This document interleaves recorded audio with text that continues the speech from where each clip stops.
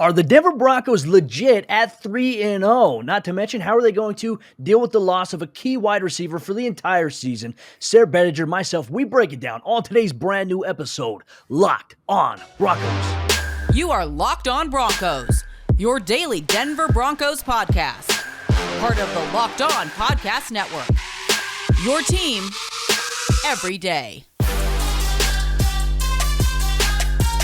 What's up, Broncos country? Welcome back into a brand new episode, Locked on Broncos, your daily Denver Broncos podcast here on the Locked on NFL Network, your team every day from the South Stands to the end zone. I'm your host, as always, Cody Roark, joined alongside Sayre Bedinger, co-host of Locked on Broncos. Both of us, we cover the Denver Broncos for the Locked on NFL Network and 9 News. Just want to say thank you so much for making Locked on Broncos your first listen every single day. You wake up, you go to work, you make breakfast on your way home. Appreciate you guys for making Locked on Broncos your daily go-to for all your Denver Broncos news, content, and coverage. Today's episode of the show is brought to you by our good friends over there, rockauto.com. Amazing selection, reliably low prices, all the parts your car will ever need, rockauto.com. But Sayre, my friend, we have some bad news here to start off today's episode of the show. Obviously, on the injury side of things for the Broncos, they've been impacted by it. And then it was confirmed on Monday by Broncos head coach Vic Fangio. KJ Hamler will be out for the entire 2021 NFL season as the MRI revealed a torn ACL. And I'm just, you're bummed out. You gutted for him. Just not a good vibe right now in Broncos country on that side. It's just a big blow. And I think Tim Patrick's expression when Tim met with the media on Monday kind of summarized really how we're all feeling about KJ's injury. It did, and it's really a shame. Like, we talk a lot about the fact that, hey, we may never get to see Von Miller and Bradley Chubb for a full season together in this Vic Fangio defense, right? Well, what about this trio that we've been expecting, and now quartet, I suppose, with Tim Patrick included, but Courtland Sutton, Jerry Jeudy, KJ Hamler? Are we ever going to get to see those guys, on the roster basically at the same time? It just stinks that we've gotten such small glimpses of that, but it is gutting, man. A torn ACL after an initial report last night kind of made it seem like, hey, there's definitely a sprain there. So we'll kind of look at the MRI and see what comes of it. But it could, best case scenario, be a couple weeks. You go from that to now, he's out for the entire season. So definitely a gut punch, definitely stinks. And it's unfortunate. At the same time, KJ Hamler, his impact on the offense has, I think, been a lot more, Cody, to be honest with you. It's been a lot more just the threat of what he can do versus the actual production that he's had in the offense. So can the Broncos replace that? Can they find somebody, bring somebody in to replace that? We'll have more on that later. But it definitely stinks. Losing Jerry Jeudy and KJ Hamler in the first 3 games of the season. Thankfully, Jeudy will eventually be back, but it really is a gut punch. It is, and on the offensive line side of things, Vic Fangio mentioned in his Monday press conference with the media that they haven't gotten the imaging back yet on Dalton Risner or Graham Glasgow at this point, but their injuries are not expected to be season-ending. So knock on wood, that's good, for the Broncos right here. But Vic, talking with the media, sort of talked about the lines that you can maybe expect this week that we're going to see Quinn Miners and Netane Muti. He had a lot of confidence in Netane Muti, and he touched on Quinn Miners' performance when he got into the game for the Broncos after Risner went down with that injury. Something more along the lines of, he's a young guy. There's some things he did well. There's things that he didn't do well. Being thrown into a situation like that, that's something that you normally expect, and that's what Vic had touched on. And we had touched on it in our post-game podcast that, now you have an entire week to really prepare to get these guys up to speed. Now, it's interesting enough here, Sayre, because remember on the depth chart for the Broncos, Netane Muti was the backup to Dalton Risner. Quinn Miners was the backup to Graham Glasgow. I'm wondering, do the Broncos put Netane Muti on the left side, or do they keep him at the right side where he has been so far here in the 2021 season? That's a great call, Cody, and I think you could be onto something there. I hadn't thought about that, but you're absolutely right. They did list Muti as the backup left guard, so that was his position at college, right? In addition to playing a little bit of left tackle, he played left guard, so it makes a lot of sense, and I would like to see that. If that's his area of strength, that's where they should put him. And like we touched on in the post-game podcast that we did, which, by the way, thank you to all those who listened. Go back and check it out. We had some good emotional post-game responses there, but I think it would be kind of interesting to see these two in a game setting, especially against a team like the Baltimore Ravens. You know that you're going to get a physical defensive front. You know that you're going to get a best effort. You know that you're going to get a group that's really, really hungry and ready to get back out onto the field, considering how many of them have been out, whether it's due to injuries or being on the COVID list. So I think it'd be a great test for Quinn Miners and Netani Muti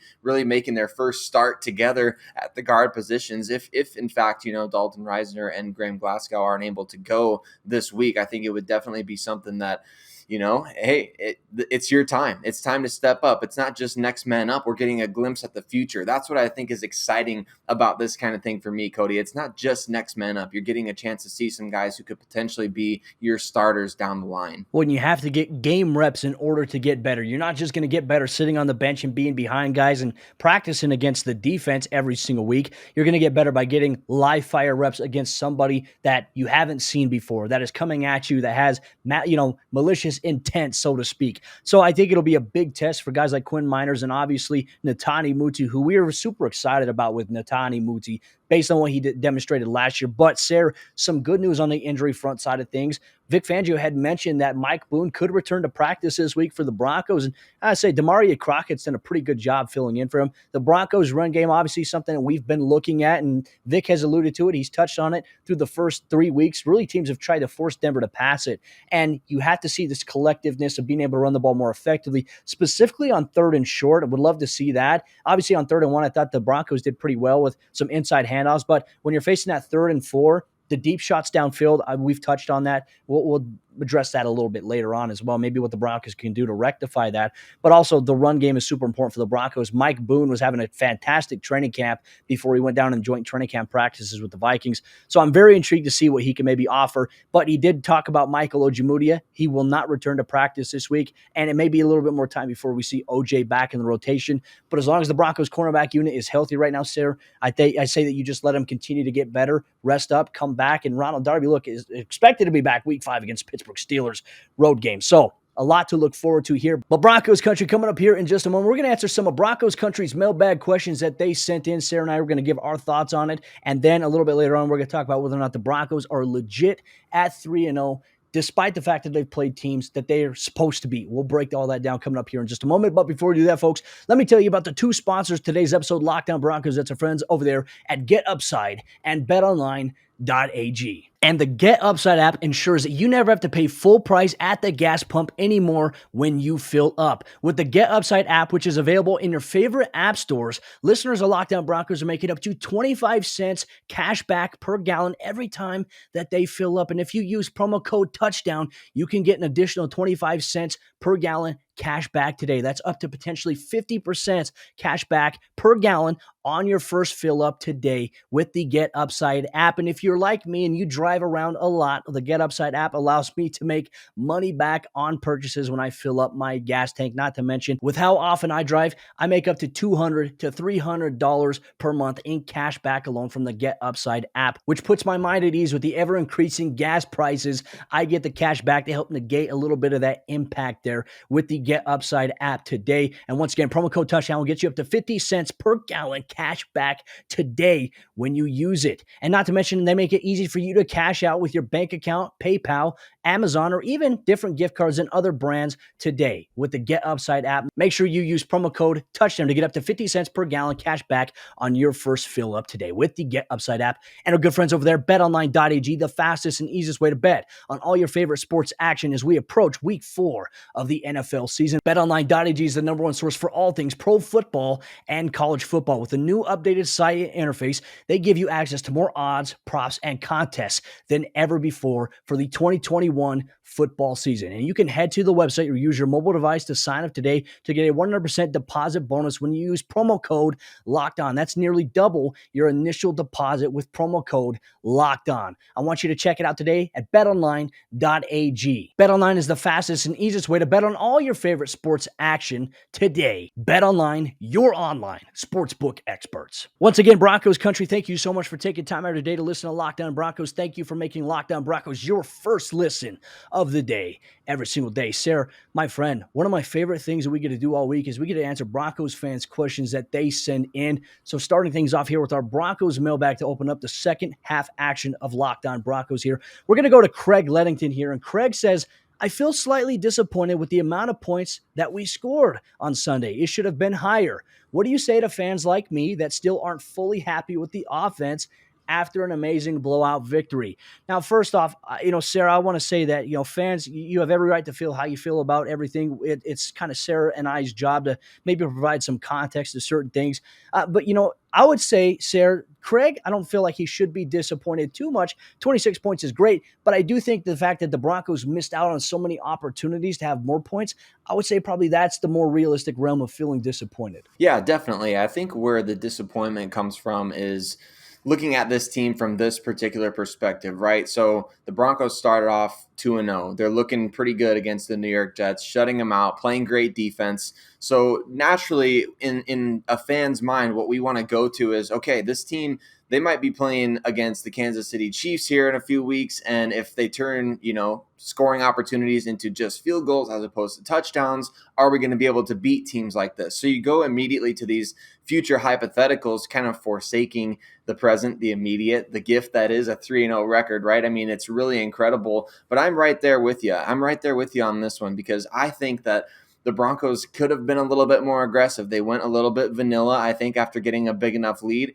which is okay. I understand it. As a fan, though, you get a little bit greedy, right? You want to see the team score a lot of points. You want to see these guys posting big-time fantasy numbers. You don't want to see Noah Fant having a bad game. You don't want to see Cortland Sutton not having a big game statistically. You're going to win. What is it? In the Mighty Ducks, Cody, the Hawks, they're playing against the Ducks in the early going, and the coach is teaching these kids to chant, "It's not worth winning if you can't win big," and that's kind of my mentality in terms of like, okay, we're going to blow them out anyway. We might as well have some big time stats. You might as well post some big fantasy numbers. So I get it on the one hand. On the other hand, it is a 26-0 victory. 26 points is nothing to gripe about, by any means. I think the league average last year was 25. So you're still above the average, even though you could have maybe scored a few more in terms of the touchdown department, which is a little bit disappointing. Want to see better execution once you get on the other side of the 50. But to me, definitely nothing to be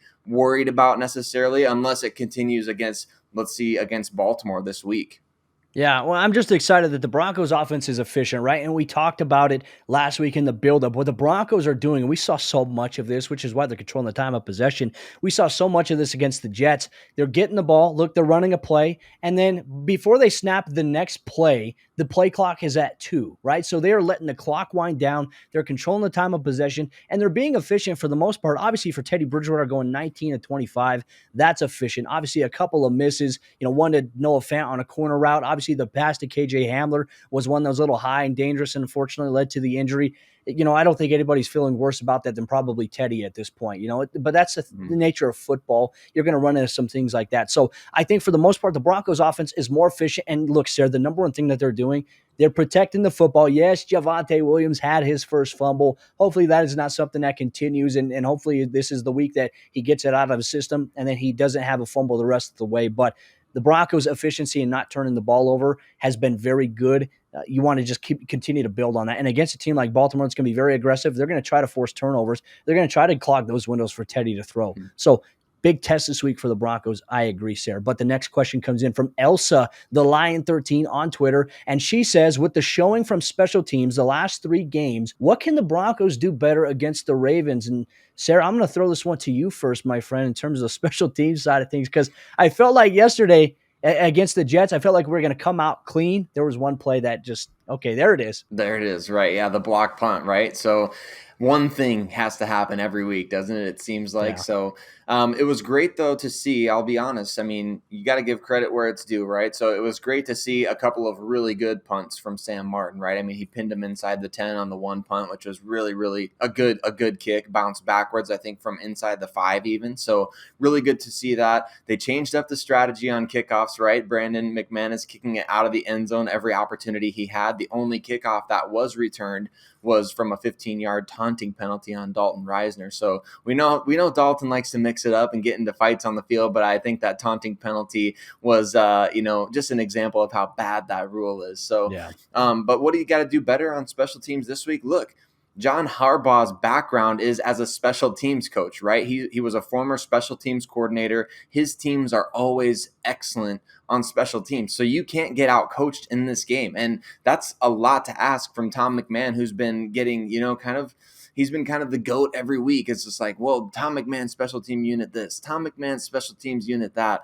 It's tough. It's been a tough season, a tough few seasons for Tom McMahon's unit. So going up against a really well-coached special teams unit, that's a little bit cause for concern. So I think you just have to be overall extremely disciplined. Don't get too cute. Don't do anything like they were trying that end over end style punt that got blocked, right? So don't be trying any of that stuff. Just go with the basics. Get your meat and potatoes. Do those types of things. So I don't know. What do you think about that, Cody? Do you agree with me? They just kind of have to stay basic, keep it basic against this Ravens team. Yeah, no need to get flashy. I mean, I don't know if you noticed this. I saw it a couple times with the Broncos on extra points, field goals. They're doing like a hard count. They're going hut, like three snaps, trying to get the defense to jump. And obviously the Jets, held their water there.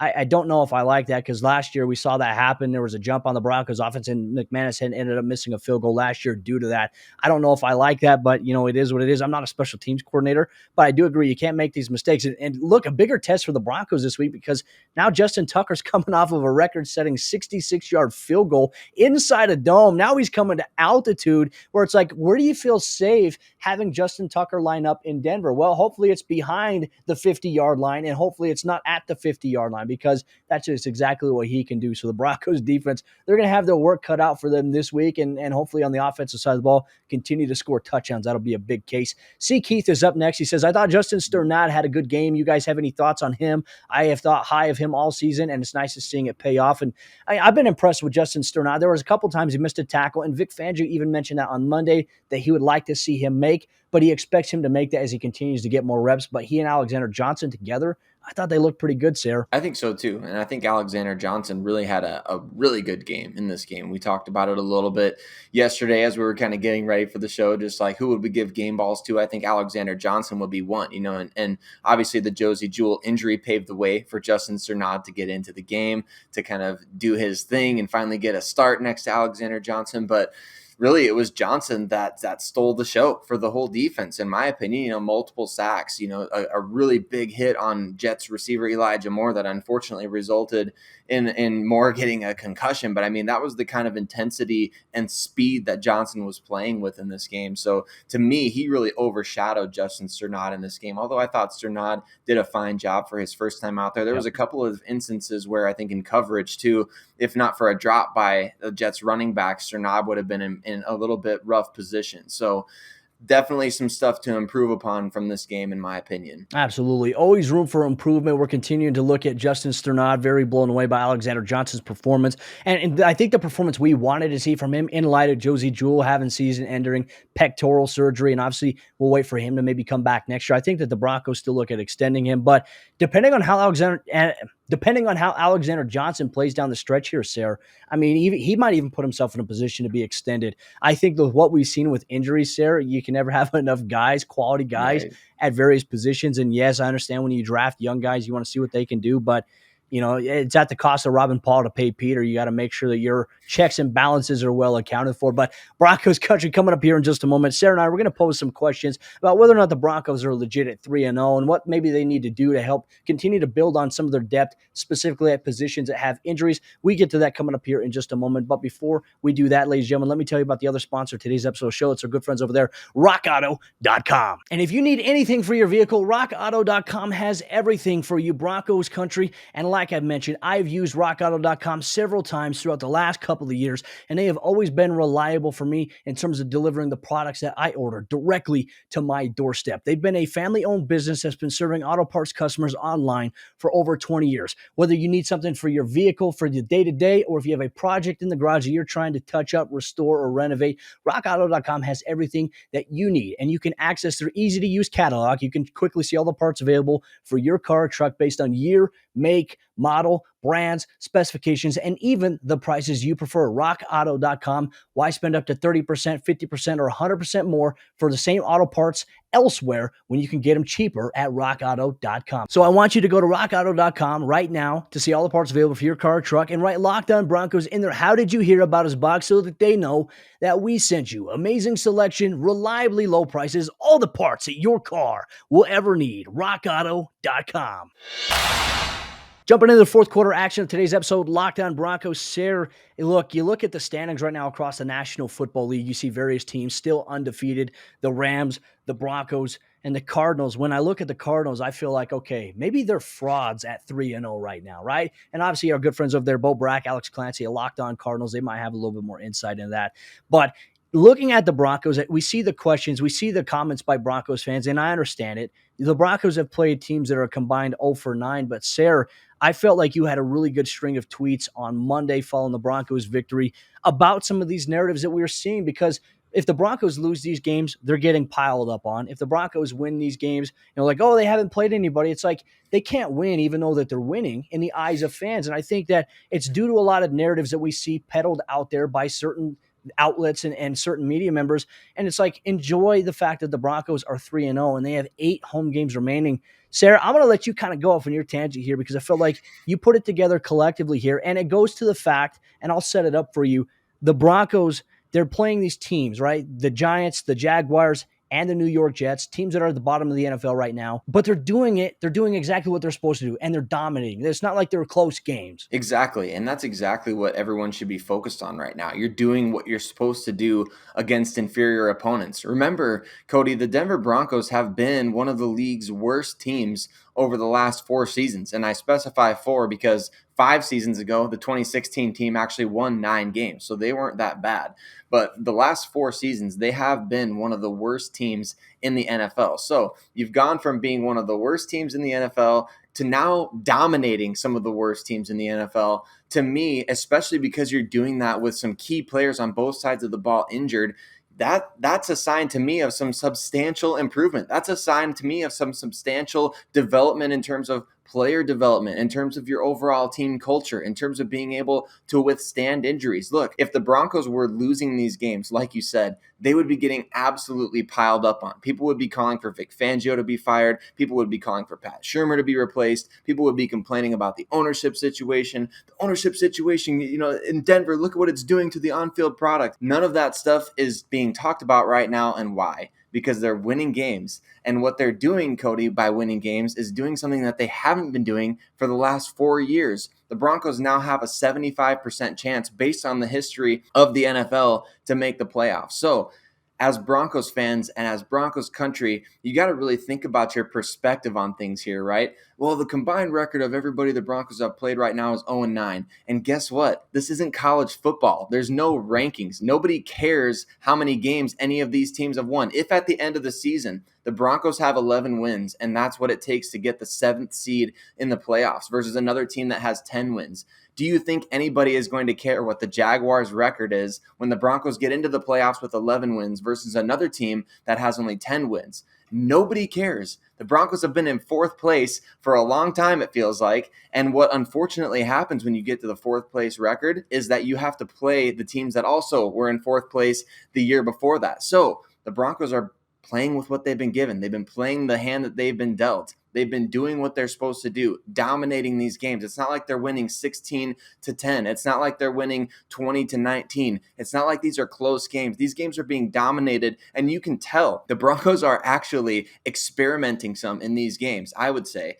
Look, the second game against Jacksonville, they force-fed Cortland Sutton, right? They wanted to make sure they could get him involved in games. So what did they do? They deliberately featured him against a unit they knew they could beat regardless of what was happening in other phases. This week against the Jets, they force-fed the running game because they're like, look, we need to make sure we can establish these run game concepts over the course of the rest of the season. It wasn't that they were toying with the New York Jets. It wasn't that they were toying with the Jacksonville Jaguars.